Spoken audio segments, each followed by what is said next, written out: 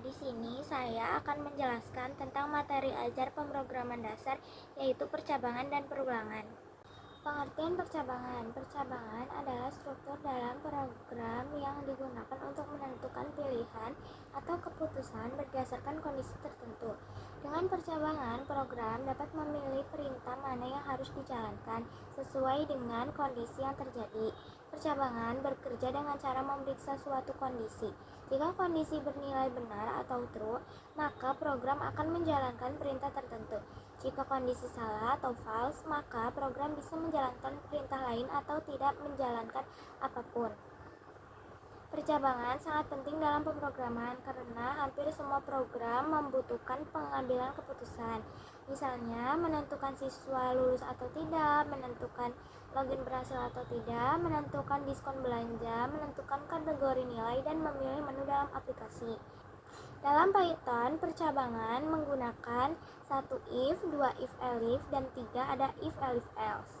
Tujuan percabangan. Tujuan utama dari percabangan branching dalam pemrograman adalah untuk membuat program dapat mengambil keputusan sendiri dan berjalan secara dinamis. 1. Membuat program berpikir otomatis. Memungkinkan program merespon input yang berbeda dengan tindakan yang berbeda pula. Misalnya, jika password benar, masukkan ke beranda. Jika salah, tampilkan peringatan. 2. Mengontrol alur jalannya kode. Mengarahkan program untuk mengeksekusi blok kode tertentu dan melewati blok kode lainnya yang tidak relevan dengan situasi saat itu. 3. Menangani berbagai kemungkinan skenario. Memungkinkan programmer mengantisipasi segala variasi data atau tindakan penggunaan agar program tidak error saat menerima input yang tidak terduga. 4. Validasi keamanan dan data. Memastikan data yang masuk sudah sesuai syarat sebelum diproses lebih lanjut, seperti mengecek apakah usia pengguna sudah di atas 17 tahun atau memastikan saldo ATM cukup sebelum penarikan tunai. 5. Menciptakan logika bisnis yang kompleks. Menjadi fondasi untuk membuat fitur cerdas seperti sistem kecerdasan buatan AI sederhana, kalkulator, penentuan diskon belanja, hingga sistem tingkat atau ranking dalam game. Yang pertama ada if. If digunakan untuk menjalankan perintah jika suatu kondisi benar. Jika kondisi salah, maka program tidak melakukan apa-apa. Contohnya, umur sama dengan 18. If umur lebih dari sama dengan 17, print boleh membuat KTP. Penjelasan. Pertama, program mengecek apakah umur lebih dari sama dengan 17. Kedua, karena benar maka output muncul. Ketiga, jika umur kurang dari 17, program tidak menampilkan apapun. If biasanya digunakan untuk kondisi sederhana. Yang kedua ada if elif. If elif digunakan ketika ada lebih dari satu kondisi yang ingin diperiksa. Jika kondisi pertama salah, maka program akan mengecek kondisi berikutnya pada elif. Contoh, nilai sama dengan 80. If nilai lebih dari sama dengan 90, print nilai A. Elif nilai lebih dari sama dengan 75, print nilai B. Penjelasan. Program mengecek nilai lebih dari sama dengan 90 sama dengan salah. Lalu program lanjut ke elif nilai lebih dari sama dengan 75 benar. Maka outputnya nilai B. Percabangan ini cocok digunakan untuk menentukan kategori nilai atau tingkat tertentu. Yang ketiga ada if, elif, dan else. If, elif, else digunakan untuk memeriksa berbagai kondisi sekaligus dan memberikan pilihan terakhir jika semua kondisi salah. Bagian else menjadi alternatif terakhir. Contohnya, nilai sama dengan 60. If nilai lebih dari sama dengan 90, print nilai A. Elif nilai lebih dari sama dengan 75, print nilai B. Else, print nilai C. Penjelasan. Kondisi pertama salah, kondisi kedua juga salah, maka bagian else dijalankan, outputnya nilai C. Percabangan ini paling sering digunakan karena lebih lengkap dalam mengambil keputusan. Kesimpulan, percabangan adalah fondasi penting agar program bisa berpikir. Pemilihan jenis percabangan disesuaikan dengan kompleksitas masalah yang dihadapi. Kode yang baik menggunakan percabangan yang efektif dan mudah dibaca oleh programmer lain. Flowchart percabangan. Yang pertama ada if. Flowchart ini digunakan untuk percabangan tunggal if, yaitu mengecek satu kondisi saja. Penjelasan atau alur. Program dimulai. Program memasukkan nilai atau input nilai. 3. Program memeriksa apakah nilai lebih dari sama dengan 75. 4. Jika iya, program menampilkan tulisan lulus. 5. Jika tidak, program langsung selesai tanpa menampilkan apapun. 6. Program berakhir atau selesai. Kesimpulan, flowchart ini digunakan untuk menentukan apakah seorang siswa lulus berdasarkan nilai minimal 75. Yang kedua, ada flowchart if-elif. Flowchart ini digunakan untuk percabangan bertingkat. If-elif yaitu mengecek lebih dari satu kondisi. Penjelasan alur. Pertama, program dimulai atau mulai. Kedua, pengguna memasukkan nilai atau input nilai. Yang ketiga, program memeriksa apakah nilai lebih dari sama dengan 90.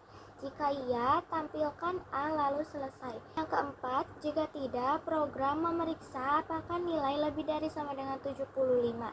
Jika iya, tampilkan B lalu selesai. Jika tidak, program memeriksa apakah nilai lebih dari sama dengan 75. Jika iya, tampilkan B lalu selesai. Yang kelima, jika kedua kondisi tidak terpenuhi, maka program akan langsung selesai. Contohnya, nilai 95 outputnya A, nilai 80 outputnya B, nilai 70 tidak ada output. Kesimpulan, flowchart ini digunakan untuk kategori nilai. Nilai lebih dari sama dengan 90 A, nilai lebih dari 75 dan lebih dari 90 B. Nilai kurang dari sama dengan 75, tidak ada kategori yang ditentukan. Yang ketiga, ada flowchart percabangan if, elif, dan else. Penjelasan langkah flowchart. Yang pertama, mulai. Titik awal program dijalankan. Yang kedua, input nilai. Pengguna memasukkan sebuah angka, misalnya skor ujian. Yang ketiga, pengecekan pertama. Nilai atau GEC 90. Ya, jika nilai 90 ke atas, program mencetak A lalu langsung menuju selesai. Tidak, jika nilai di bawah 90, alur berlanjut ke pengecekan kedua. Yang keempat, pengecekan kedua, nilai atau GEC 75. Ya, jika nilai antara 75 hingga 95, program mencetak B lalu menuju selesai. Tidak, jika nilai di bawah 75, program otomatis mencetak C lalu menuju selesai. 5. Selesai titik akhir dari eksekusi program. Yang kedua, ada pengertian perulangan. Perulangan adalah struktur dalam pemrograman yang digunakan untuk menjalankan suatu perintah secara berulang-ulang sampai kondisi tertentu terpenuhi. Dengan perulangan, programmer tidak perlu menulis kode yang sama berkali-kali. Cukup menggunakan perulangan, maka program akan mengulang perintah secara otomatis.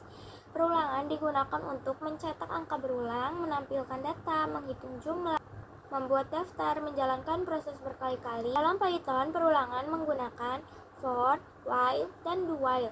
Dibuat secara khusus karena Python tidak punya langsung.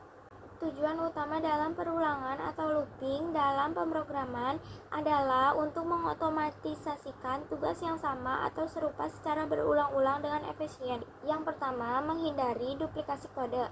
Anda tidak perlu menulis baris kode yang sama berkali-kali secara manual. 2. Menghemat waktu dan tenaga. Menulis 3 baris kode berulang jauh lebih cepat daripada menulis 1000 baris kode manual untuk tugas yang sama. Yang ketiga, memperkecil ukuran program. Kode yang lebih ringkas membuat ukuran file aplikasi menjadi lebih kecil dan lebih ringan dijalankan. Yang keempat, mempermudah pemeliharaan. Jika ada perubahan logika, maka hanya perlu memperbaiki satu blok perulangan saja, bukan mengubah ribuan barisan kode satu persatu. Yang pertama, ada for. For adalah perulangan yang digunakan ketika jumlah perulangan sudah diketahui. Perulangan akan mengulang perintah sesuai jumlah yang ditentukan. Contoh, for i in range 5. Print hello. Penjelasan, range 5 artinya perulangan dilakukan 5 kali. For sering digunakan untuk mencetak data, mengulangi daftar, membuat tabel, dan menghitung angka. Yang kedua ada while. While adalah perulangan yang berjalan selama kondisi bernilai benar atau true. Jika kondisi masih benar, maka program akan terus diulang. Contohnya, angka sama dengan 1. While angka kurang dari sama dengan 5, print angka. Angka plus sama dengan 1. Penjelasan, program mulai dari angka 1. Selama angka kurang dari sama dengan 5, program terus berjalan. Setiap pengulangan angka bertambah 1. Saat angka lebih dari 5, perulangan berhenti. While cocok digunakan ketika jumlah pengulangan belum diketahui secara pasti. Yang ketiga ada do while. Do while adalah perulangan yang menjalankan perintah terlebih dahulu, kemudian baru memeriksa kondisi.